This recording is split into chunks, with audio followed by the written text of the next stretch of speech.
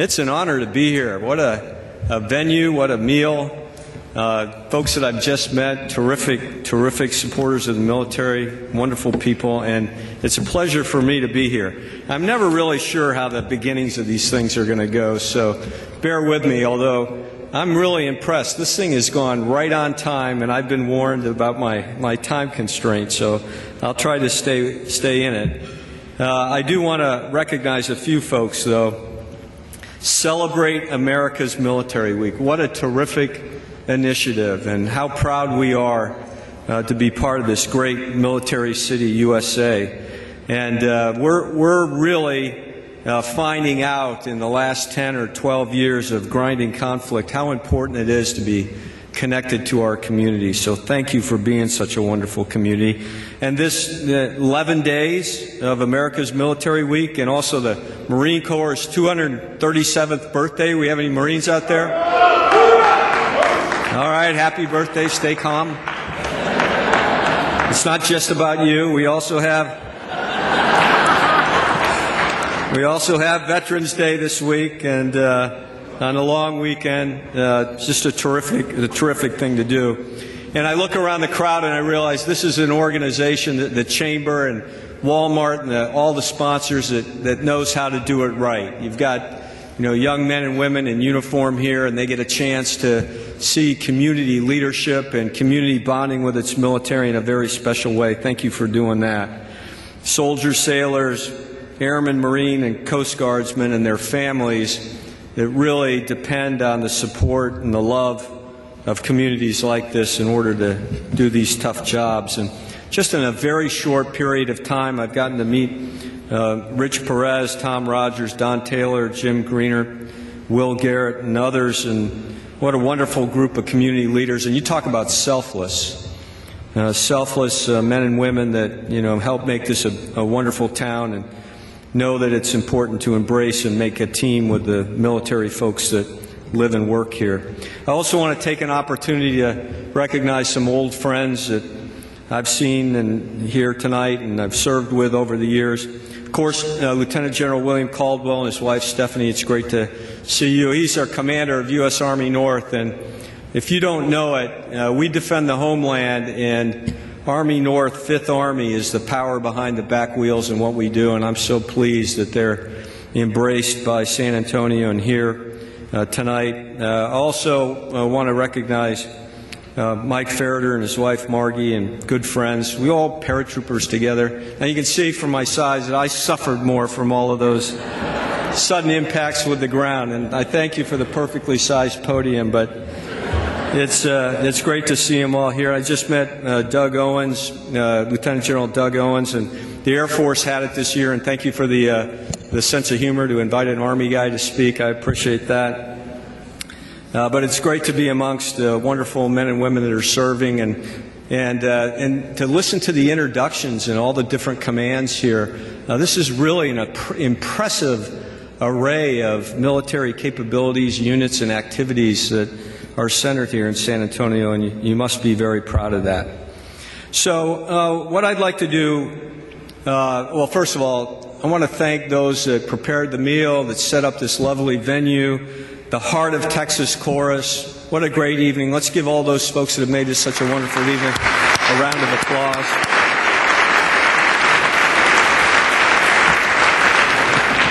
I thought what I might do is just tell you a little bit about what we do at NORAD and U.S. Northern Command, and I'm going to run just a short video clip because I don't want to eat into my talking time too much, and then talk to you about the command. I know you're interested in Hurricane Sandy, and I just got back from New Jersey and New York, and I'll talk a little bit about that, and then I'll close up with a few comments about what it means to be part of this wonderful community, and how the country has done such a tremendous job in helping us get through these last 11, 12 years of war. So let's go ahead and play the video. We'll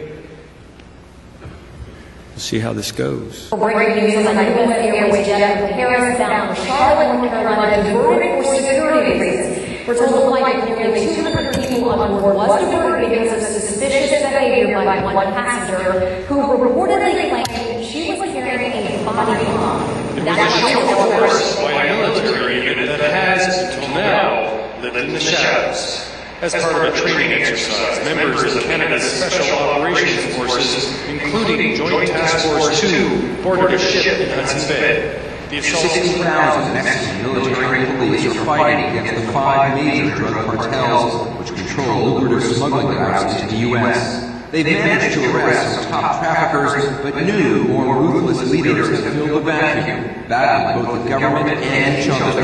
Awarding pilots who may want to fly small planes over Chicago during the NATO summit. You are comments from the SAA, Chief Correspondent JB. There'll be a virtual no-fly zone from Lake County, Indiana to Lake County, Illinois, all the way out into Decatur.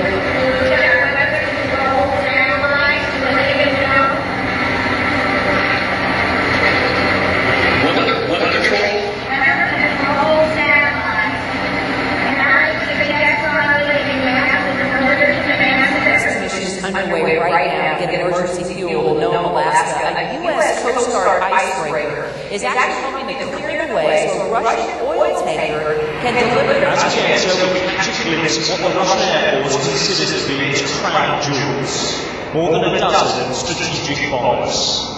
But make no mistake, this base is on a very active America's website is ultimately down for several hours. The source, Fox Business's source, suggests the attack could be related to the recent threats posted on that hacking website. Pastebin, Bank of America has commented on any possible link, but the spokesman did say it has launched that long-range rocket powerful enough that it eventually could be threatening to the United States. A dramatic statement by the mysterious young dictator there. Let's go to ABC's Martha Ratz. Well, we've got more information tonight on a dramatic story that unfolded over Canada's Pacific coast. A passenger plane bound for South Korea forced to divert yesterday afternoon. Escorted. Authorities have been pounding mountainside with fire retardants since Monday in Colorado Springs. There are 4 of them constantly coming and go, filling up the fire. F-15s, Canadian forces, F-18s, all of them involved today to make sure that all the boys and girls around the world are up to date on where safe. Whether that will reach the 10,000 mark, I don't think so. What can we do? We'll move forward prepared. Preparation months in the making and will be put to the test. In the past 24 hours, the National Guard has rescued hundreds and brought eights and thousands needing to be evacuated. We have a breakthrough and from the attic. Time for evacuation is over. Everyone should now go inside and be prepared to stay inside until the weather conditions improve, which won't likely be. the federal government, as I mentioned, supplying these things. There are federal agencies, various federal agencies have them.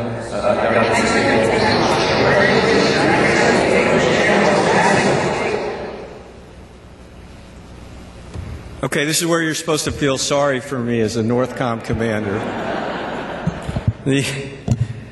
It's a busy command, and we do a lot of things, but I would summarize it all by saying we defend the homeland, we serve the people of the United States, and in my NORAD hat, I serve the people of Canada as well, and we're proud to do that. Let's go ahead and go to the next slide, please. So I wanted to tell you about our missions, and I gave you a little insight there just watching the video clips, and it's a diverse mission set in the homeland. Basically, we do windows for you, for the American people, and we do it with great pride and humility. And I wear 2 hats. My first hat is North American Aerospace Defense Command. It's the coolest job ever. I love that job. And I'm the first Army guy to command it, and the Navy and the Air Force have surrounded me with pilots so that I won't push the wrong button. It's really a delight for me to have that job. And what we do is, you see it up there in North American Aerospace Defense Command, we do aerospace warning, aerospace control, and maritime warning. And we do it with the Government of Canada, and it's a joy. And I've been in the Army for almost 35 years, and I've served in a lot of combined and joint organizations. And we should be so proud of our relationship with Canada. Together, our 2 countries, matter-of-factly, every day since 1958, have shared the defense of the sovereignty of the United States and Canada in the aerospace domain. And every day it still gets challenged by our friends, the Russians and others that launch missiles and cause us concern. And every night and every day we stand ready across 16 bases in North America to defend our people against a terrorist attack like we saw on 9/11. We're very proud of that. We work that very hard. We practice it all the time. And we also track Santa, and we'll be tracking him again this year as well. So that's NORAD. I love that responsibility, and it's a responsibility that I hold not just to the Secretary of Defense and to the President of the United States, but it's a responsibility that we have to the Prime Minister and the Minister of Defense in Canada as well. Now in NORTHCOM, U.S. Northern Command, we partner with a variety of partners across states and local agencies and federal agencies to defend and secure the United States interests. And you can see many complementary missions there, but the first one and the most important mission is defending the homeland.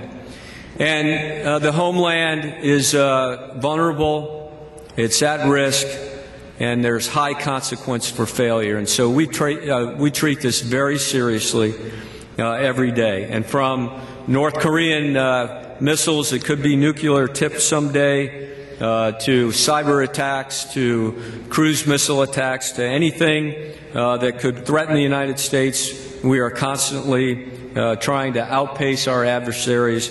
And if you're wondering if there's a command out there somewhere that worries every day about that, it's U.S. Northern Command. We worry about that every day, and we stand ready. And so what's happened to me over my last year of command is I have become as paranoid as possible for you. So and you can only do that for so long, but it's a wonderful mission, and we take it very seriously.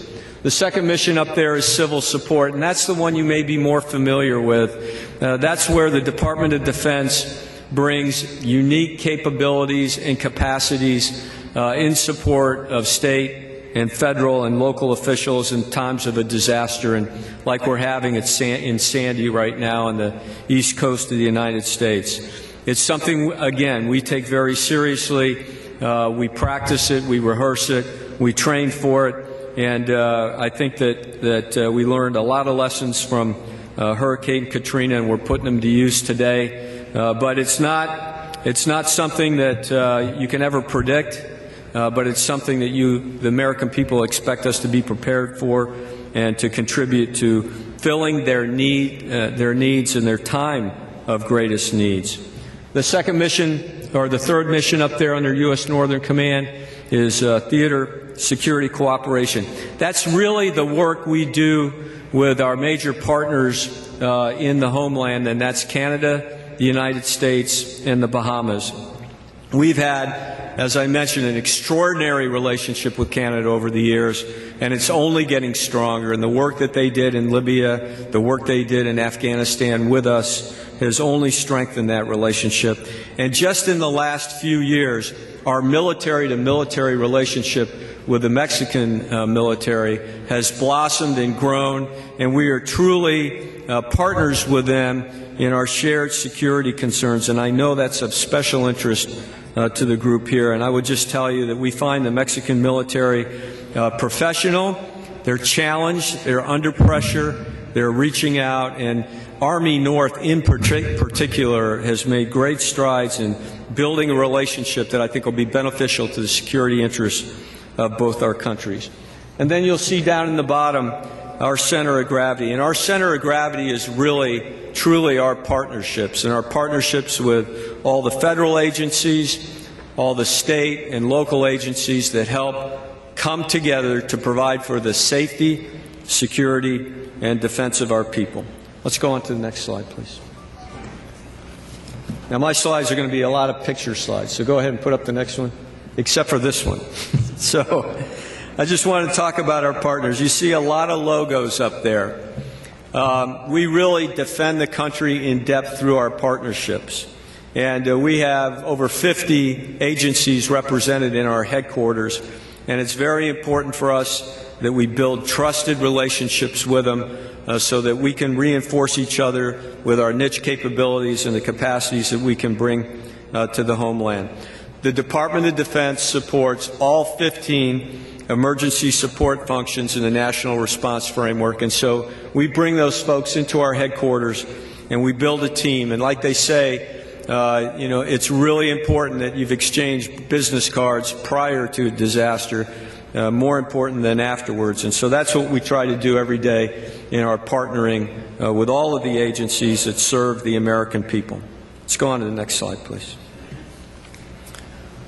Okay, let's talk a little bit more about Homeland Defense, and you'll see a couple pictures up there that are kind of demonstrative of how that defense of the homeland has grown. Now, we are rightfully constrained in the use of military forces in the homeland, and we're constrained by law, by policy, by tradition, and by culture. But what we have had to do over time is learn to adapt to a changing environment, not just in the world globally, but also at home. And so how did we become who we are, and how did we feel about, how did we grow to feel about the military in the homeland? Well, I like to put up the picture there of the Quartering Act in 1765. We're not a country that really started with a culture of large standing armies in the homeland. And so our homeland in the past has always been defended by its geography, first and foremost, by the distance and lack of entangling alliances, as George Washington would say.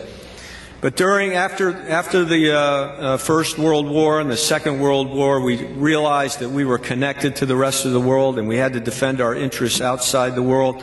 And then with the age of the nuclear weapons, we found that our homeland was at risk. And so you see the picture Cheyenne Mountain up there.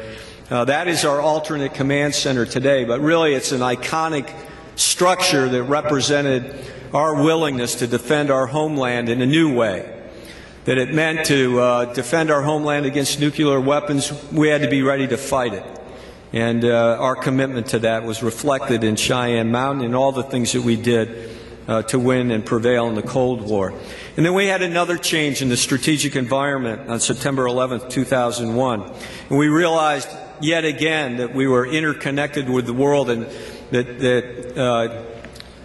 there were people and organizations and capabilities that could reach us and touch us and hurt us in our homeland. And that really caused us to rethink the role of the military in the homeland. And so that's when NORTHCOM was formed, right after 9/11. And then the question is, and the question we ask ourselves every day, what's the next change? What's the next vulnerability? How do we outpace that? And we spend a lot of time worrying about that future, whether the next challenge is in cyberspace, outer space, or even in the Arctic. And so that's our role, and defending the homeland is priority number one. And I would say that we have done a good job of reorganizing ourselves for this and thinking about it, but it is something that we must continue to make a priority, not just for Northern Command, but for the country. Let's go ahead and go to the next slide. Support to civil authorities. Talk a little bit more about that. Our primary partner in this is FEMA, a Federal Emergency Management Agency. And it's led by a remarkable man, Craig Fugate, who I'm a big fan of. And I know FEMA's been beat up in the past, and they're going to be challenged for their support here in Hurricane Sandy. But Craig Fugate has really helped reshape how we think about supporting civil authorities in the homeland. He's a man with a vision. His vision is go big, go fast, go early, and go smart. And that's the kind of messaging and vision that an Army officer in a command like U.S. Northern Command can get behind. And that's how we plan, and that's how we prepare. And we do that with a wide array of mission partners, such as Customs and Border Police and FBI and Secret Service and U.S. Capitol Police, as well as all the folks that work with us in relief operations throughout the country. DOD, as I mentioned, Department of Defense, brings unique capabilities and capacities. And as I said, My go-to organization across all of our partners in the width and breadth of our country is U.S. Army North, located right here in San Antonio. And I would just like to summarize by saying that in homeland defense and defense support to civil authority, the American people have a high expectation for the performance of the Department of Defense in the homeland. I think our people should and can expect us to do better than we've done in the past in support in disaster assistance. And we're working really hard to continue to improve how we do. I think they very much expect us not to allow a 9/11 to happen again. And we constantly work on that and constantly rehearse and constantly prepare and stand guard and have the watch each day to prevent that from happening. I think the American people expect, after billions of dollars and decades of work on missile defense, that if Korea shoots that missile, we're going to knock it down. And so in homeland defense and defense support to civil authorities, we are committed to meeting those expectations.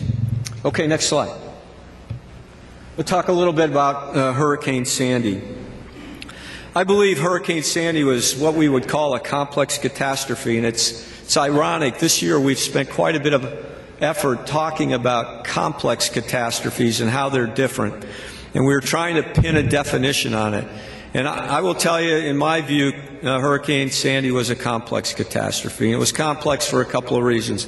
And one of the reasons is, frankly, New York City is key terrain. It's key terrain for the United States. It's key terrain for the world. It matters, and the people of New York matter to the United States and to the world. It's our economic center. It's one of our cultural centers. It's of critical importance. I will also tell you that one of the things that makes it a complex catastrophe is the President of the United States got personally involved. So for the Commander of Northern Command, that made it a complex catastrophe. And he made it a top priority to get behind the recovery effort. Hurricane Sandy is clearly, by any measure, the worst storm that's hit the East Coast in a century. And we found out many things about that storm. We found out one thing is that our infrastructure on the East Coast is probably our most antiquated and in need of the most repair. Who would have expected the entire subway system to flood? All the tunnels coming into Manhattan to flood? Who would have expected a storm surge that would cover the ground level of the newly constructed World Trade Center, and the power outages? And as we found, power really is the critical node. Power is what kept the oil terminals down. Power is what put people in such distress on the 20th floor of public housing. Power is what runs the stock exchanges. And so we put a lot of effort into recovering the power system, some of which is still out today. But the one thing that we learn every time when we have a disaster like this is how resilient and how powerful our communities are, and how important strong, visionary community leadership is in preparing for times like these. And speed of response remains the key, and preparation remains the key to speed. So we continue to learn those lessons over and over again. Let's go ahead and put up the next slide, please. Okay, teamwork. Teamwork is critical, and what does U.S. Northcom bring to the larger team that FEMA really leads for the federal government in support of the state, in this case, the support of New York and New Jersey? We bring command and control and communications that we can get in fast and reach many people. We bring the ability to do incident awareness, to put what we use in combat, our intelligence and reconnaissance and surveillance capability, to use that in support of the American people to understand what the storm has done to us. Heavy and medium lift helicopters, aeromedical evacuation, search and rescue, and logistics. Not stacks and stacks of bottled water, but our ability to move things, to prioritize things, and to bring to the fight unique types of logistics capability, like out of size or oversized generators and pumps. And we bring expertise like the Corps of Engineers that's currently working on the dewatering of the tunnels in subways in New York today. Let's go ahead to the next slide, please. And we bring ships. Navy folks out there, I see a lot of whites. Yeah, very good. Within 2 days off of New York Harbor, you'll be proud that your city's namesake, the USS San Antonio, pictured up there, along with the USS Wasp and the USS Carter Hall, showed up and began immediately to conduct disaster relief, bringing Seabees, Marines, helicopters. There. It's your birthday. You're welcome to do that. Demonstrating the incredible agility and flexibility that the department brings. So we do it on the battlefield, but what a joy and what an honor it is to be able to serve our citizens with that same kind of capability. Let's go ahead to the next slide, please. And I'll talk a little bit about building security through cooperation. Now, I talked about North American Aerospace Defense Command and our work with Canada. Tremendous partner, a high-end partner. What we don't have to invest in our border in the north is highlighted by what we do have to invest in our border in the south. What wonderful neighbors, and joining with Canada in our collective security is something that we should all be proud of. And as I mentioned, with Mexico, a growing opportunity to work with a security partner in Mexico on our common cause against drug cartels and other illicit activities that are shared problems. And then with the Bahamas we have a long-standing tradition with of cooperation primarily in law enforcement. What I talk about with the Bahamas is there's a couple of facts. Fact one is they're always going to be 50 miles from the Florida coast, and the best way to get illicit activity into the country on the East Coast. And the second thing, there's always going to be 35,000 to 50,000 American tourists there at any day of the year. So tremendously important neighbor to us. Small, but they punch above their weight. So let's go ahead to the next slide. And then future challenges. The Arctic. Last year, Shell Oil finished up a couple-year investment totaling almost $4.5 billion to research and begin drilling above Alaska in the Chukchi Sea and the Beaufort Sea. Now, I can't tell you why it's melting. I'm just a soldier, and I'm in favor of what's going to happen. It's going to continue to melt. And as it continues to melt, there's going to be more human activity. And as there's more human activity, there's going to be a rush to exploit resources. And as there's a rush to exploit resources, there's going to be a growing safety, security, and defense requirement in the north. So with the tremendous opportunities in an opening Arctic, there will also be tremendous challenges. And that's another one of the missions for U.S. Northern Command, is to pay attention to and to synchronize U.S. military activities in the Arctic. And then you see up there the cyber threats. Many of us believe that the cyber challenge is the next most critical challenge for our country across all of the enterprise, from .gov to .mil to .com. We have enjoyed the freedom of the domain of cyberspace, and now cyberspace also represents a critical vulnerability in a place that we must be prepared to defend and prepared to operate. And so what does that mean for the security of the country? That is an everyday challenge for U.S. Northern Command, partnered with Strategic Command and the brand new Cyber Command. So the future in defending our country requires us to think hard about it, requires us to be ready to adapt to the new and changing strategic environments, and to come up with new ways to take care of the American people in the homeland. So I think that could be it. Is that the last slide? Go ahead and put one up. So I don't think we're going to do the questions, so you can go back to the other slide. Let me just close with a couple of comments about our homeland. As I mentioned, what strikes me every day as a commander of U.S. Northern Command is the power of this country.